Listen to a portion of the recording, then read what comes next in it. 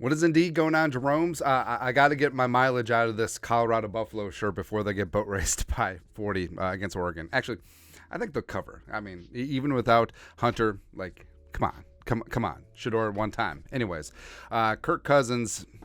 Kirk Cousins gets a lot of hate from the national media, jabroni haircuts. We know this, and frankly, with Kirk, like we're not a Kirk super fan, but we call a spade a spade. And when Kirk was playing bad and his contract was weighing heavily on the cap of the Vikings, 2018, 2019, we called it out. But basically, since the bye week of 2020, where the first 6 games of that season, Kirk played the worst ball of his career.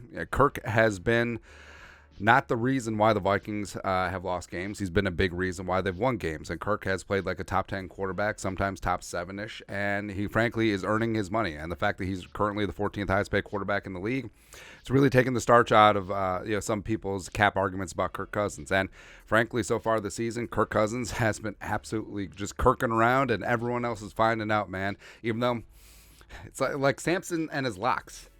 Also, someone in the comments called him Bible Camp Hulk Hogan, and I still can't process that. Hell yeah, brother in Christ. Love it, man. Love it. But the Kirky Boy Jerome Ezekiel Cousins hate has it hit its absolute zenith, where it's normal, where ESPN, NFL Network, Fox Sports, like they love putting their thumb down on the scale against Kirk Cousins. And it goes back to his Washington days, carried over to the Vikings. Actually, it was synergy with the Vikings because they love hating on the Vikes, and also they love hating on Kirk. So they never give him credit when he does well. And every single time that he slips up or is perceived that he slips up, it's like, dar, dar, dar, dar, dar. And I understand. National media jabroni haircuts, you have to keep up with 32 teams, and sometimes you just play the hits, and sometimes it's just on autopilot. It was like, oh, Vikings lose in primetime to Eagles on Thursday night. Oh, Kirk Cousins must be bad, even though Kirk, frankly, had possibly his best game I've ever seen him play in a Vikings uniform. But all this stuff came to its apex with this. So Nick Shook is a writer over at NFL.com. He looks like IPA Stone Cold Steve Austin. He looks like Brad Childress's extra kid. I don't know. I don't know. Like maybe he's Brad Childress's godson. Who knows? But he did a top 10 list of quarterbacks for Week 3. So you think that Week 3 quarterback rankings, you factor in the first 2 games, and then you look ahead towards the Week 3 matchup. That's what makes sense, right? Mahomes at 1, respect. Tua at 2, respect. Josh Allen. Do we forget Week 1? But sure. Herbert, who gets to play the Vikings, even though the Vikings' pass defense has been pretty damn solid, whatever. Jalen Hurts at 5. Lawrence, T-Law, even though Lawrence didn't play great against the Chiefs. Sure. Lamar is getting things going in Baltimore. Respect. Brock Purdy, whatever. Well, Brock Purdy gets so much mileage for being like a completely mid-game manager.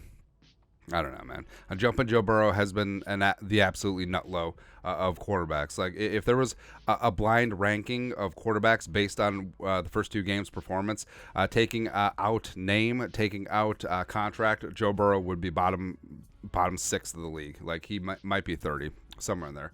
Geno Smith, Geno had a rough first game, but he got things going against the Lions. Respect. But do you notice that there's a name missing? There's a name missing. It's like, oh yes, the hazy IPA. It's very good. Also, this guy likes sour beer, 100%, a bajillion percent. He looks down on you for drinking like an amber ale.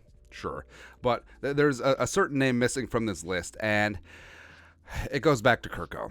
Yes, it absolutely does go back to Kirko, and it's what's so frustrating about this is, at a certain point, they're either stupid or they're lying to you. And that's all that it is. And, usually it rolls off our back, but sometimes we got to make a stand, and we point out the bias and inconsistencies of the national media.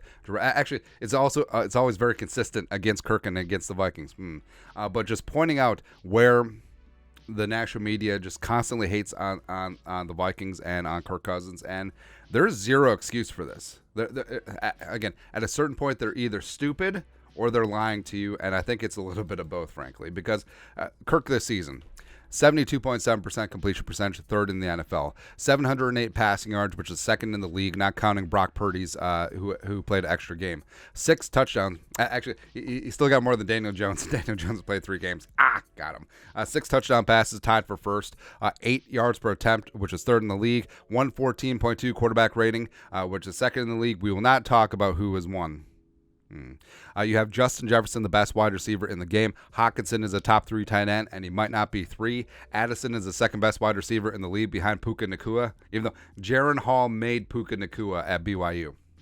No big deal. And also, if we're looking ahead to week 3, Vikings are hosting at home the Chargers, who boast the worst pass defense in the NFL. So all of that adds up. So Kirk has been balling out the first 2 games.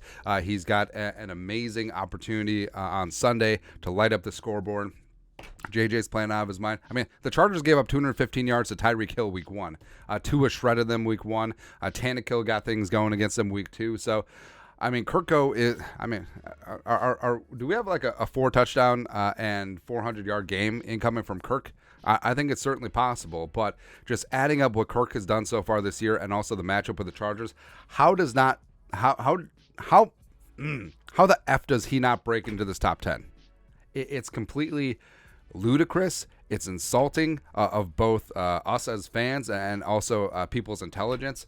I mean, you have to be so insanely obtuse to discount what Kirk has done in the first 2 games, and also just look at the matchup against the frickin' Chargers at home week 3 just to keep Kirk off this top 10. I mean, the fix is in. No, we know this, but yeah, whatever at this point. We'll prove it wrong. Like, hey, they'll do end of season quarterback rankings, and Kirk won't be in the top 10 yet. He'll still win the MVP. That's what's gonna happen, man. It's going to happen. But your thoughts are thoughts. The Kirk Cousins hate and disrespect has hit its zenith. It's apex. Like, it's all downhill from here, man. Let us know your thoughts and our thoughts in the comment section below. Subscribe for daily Vikings takes. Want to support the work? Put a little something in the Venmo. But till next time, Skol, production value.